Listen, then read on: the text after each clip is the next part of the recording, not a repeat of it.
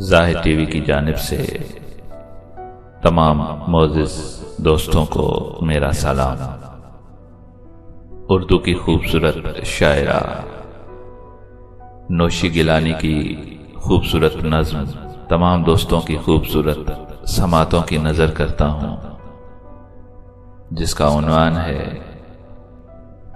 कभी तो यूं था, कभी तो यूं था, मेरी जबीं पर तुम अपने होंठों से ख्वाहिशों की कई लकीरें बना रहे थे।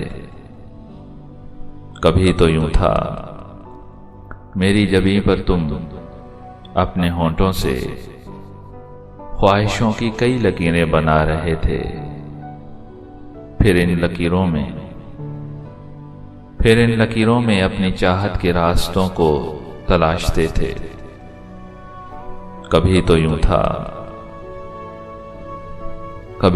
था कि मेरी आंखों में तुम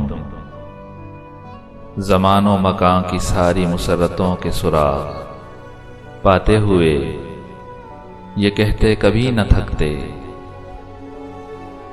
कि इनमें मेरे तमाम ख्वाबों का अक्स ताबीर बन रहा है।